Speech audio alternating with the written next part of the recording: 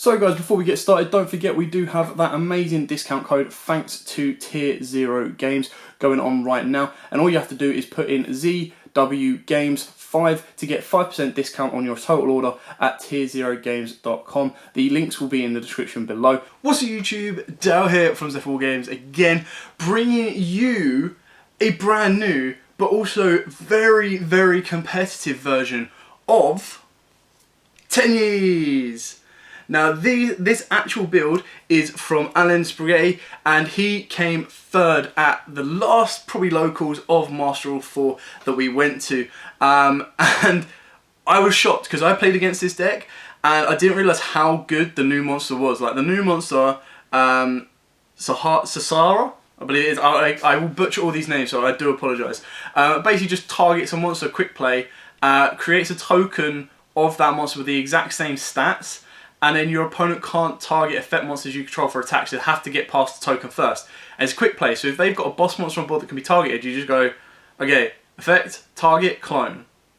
Your turn, effect, target, clone. You've got to get past my two clones before you can get to me. And he's sitting on a 3k beater anyway. It's insane, very powerful.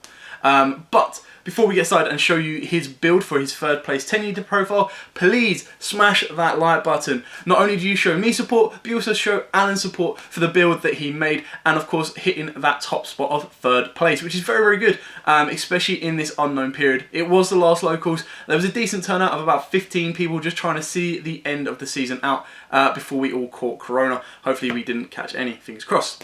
That being said, subscribe to the channel as well so you don't miss out on any more profiles. We will try and do some online doors as well, so it kind of keeps the entertainment moving. I actually have one scheduled for today, so if I can get any of those recorded for you guys, I will do, and I'll post them up here. So I'm going to put a post on, so whenever this video goes out, this probably goes out a little bit late, I'm going to put a post on, you would have seen it, it would have been a vote of what deck to play, and I'll build that, play it, do it, done it. Cool. With that little blabble out of the way, let's get into his Tenyi profile. So this got third place at our Boronwood locals. Starting off with triple Tenyi Spirit Vishuddha, again, most powerful card of all of the Tenyi monsters from the main deck. They all share the same effect. If you control no effect monsters, you can special summon it. And then, if you control a face-up non-effect monster, you can banish this card from the hand or graveyard, the exact same thing with all the other cards. Some of them are ignition effects. You banish this from the hand or graveyard, and then this one will bounce the card back to your opponent's hand. So this one actually helped me once out a Vanity's Fiend, so that was always cool. Then we play triple Tenyi Spirit Shahada. This one is, you can banish this card from your hand or graveyard, target one of your destroyed monsters when it's destroyed by battle or card effect, and special summon it. Then you can destroy one monster your opponent controls, non-target destruction. Nice! Triple Vishuddha. There we go. This is the more recent one, came out in Chaos Impact. This one is a little bit more specific, so it doesn't actually affect your opponent much, it's more so help you extend. So, you can banish this card from your hand or graveyard, special summon one Tenyi monster from your deck except himself. You cannot special summon monsters for the rest of the turn except worm types. Doesn't really matter, to be honest. Triple Mapoda. This is, again, artwork on this is so cool. It's like hand-drawn like artwork. It's very old school Japanese style, and I think it looks awesome.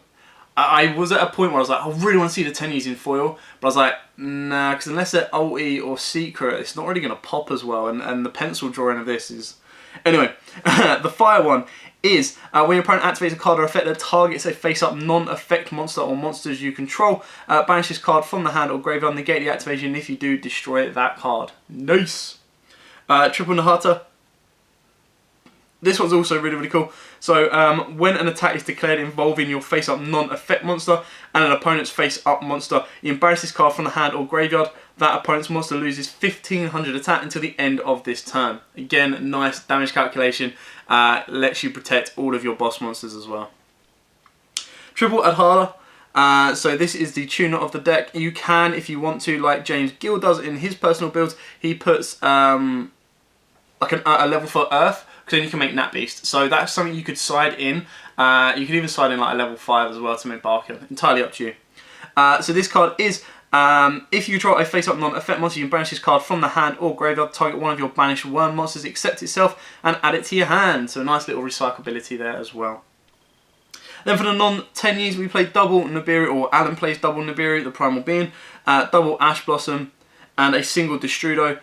So the Destrudo is actually in there to go into your Yazi plays. And the one card that I don't own, which I'm pretty sure I do own, is somewhere among my mountains of random cards, is a Meh. Now, I've put this card in here as an example because it is so clearly not supposed to go in this deck that it's clear it is a proxy for Meh. So Meh, we all know why it's so good. You use Yazi's effect, you pop it, you use Yazi, pop itself, special summon a worm from deck. That is usually Meh, or you can bring back the Meh from the graveyard with your Shaman. That then allows you to bring up 3 additional tokens, which helps you link climb higher into your Tenyi Spirit as well. So clearly, a Meh. Moving on to the spells. You want to protect your cards being ashed as well as possible. So triple Call by the Grave could be very, very good. Also, Call by the Grave is a very, very strong factor against you as well, because if they were to banish like your Vishudas and stuff from your graveyards, if you want to use their effects, that can really, really hurt you. So something like Ghost Spell can be helpful too. Triple Vessel for the Dragon Cycles. This card is awesome. Send 1 worm monster from your deck to the graveyard. Then if you control a face-up non-effect monster, you can add from your deck to your hand 1 Tenyi monster with a different name from the one that is sent. So not only is it a free of Foolish Burial for the deck, it can also be a free of Rota for the deck as well. Just not hard once per turn. This is a hard once per turn, whereas Foolish Burial isn't, is what I mean.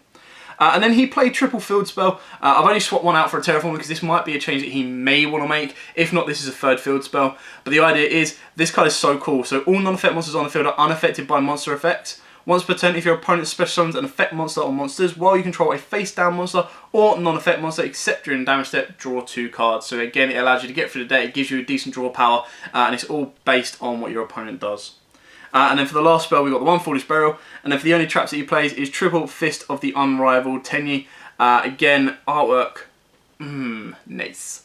So when a spell, trap, or monster effect is activated while you control a face-up non-effect monster, negate the activation. If this set card you control is destroyed by your opponent's card effect, special on 1 non-effect monster from your action. Now, if you want to, again, as a tech that James Gill does, is he does put in Blue Eyes Ultimate Dragon because it is the best non-effect monster from the X-Shade, or the most powerful one that you can special summon off of this.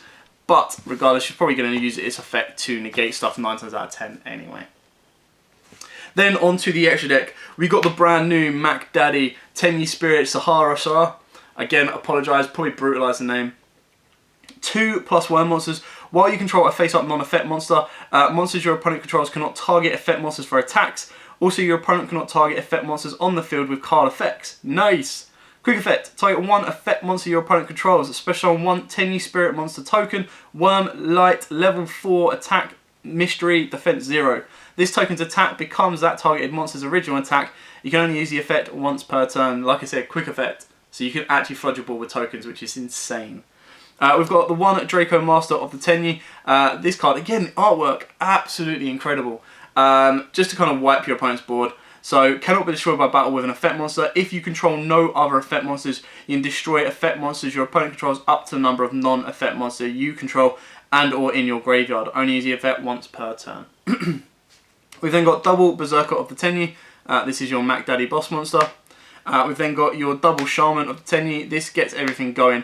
This is their Achilles heel though, because if you can stop this, they then control an effect monster with no non-effect monsters, so they then can't start special summoning their Tenyis, spirits, or anything else. So if you hit the Shaman and they've got no other monsters on board, you really, really put them at a disadvantage.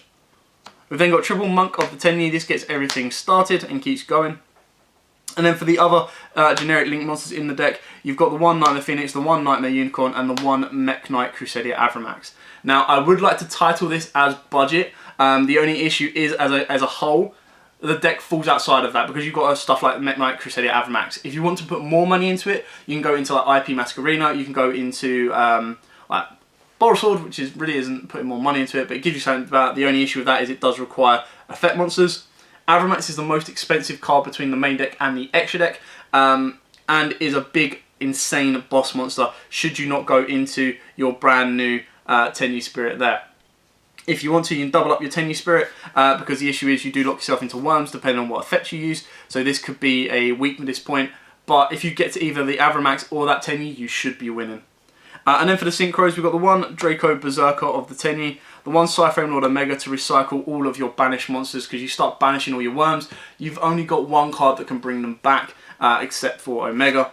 And then the last one, the most important one, is Yazi. So obviously Destrudo into this, or if you get a level 6 on board with a level 1 tuner, make this, sync it up, destroy this card and 1 card your opponent controls, bring out your Mare then starts going, okay, token, token, token, token, and then you're going to use those tokens. Straight away you could use all 4 of those tokens to link up. The chances are you've already got the Shaman on board to move in anyway, so you're only going to use that to extend a little bit further.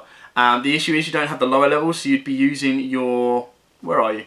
Your Monk, because it requires a 1 non-linked Tenyi monster. So with the tokens, the only thing you can really do is you need to get a linked monster and go into the Berserker, or you just climb straight into the Sasara as well. So you've got to be very, very careful on what you're doing with those tokens, because the main kind of things that you can go into, considering these require monsters with different names, and the Shaman requires 2 Worm monsters, the only thing you're going to be able to do is go into another Shaman, a Berserker, or the Sasara. So you've got to be very, very careful on the way you play it, but it can be very, very useful, and it helps extend your board massively, especially with the brand new boss monster as well.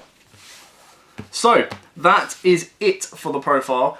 Congratulations to Alan for getting 3rd place in what could possibly be the last locals of Master Rule 4, basically.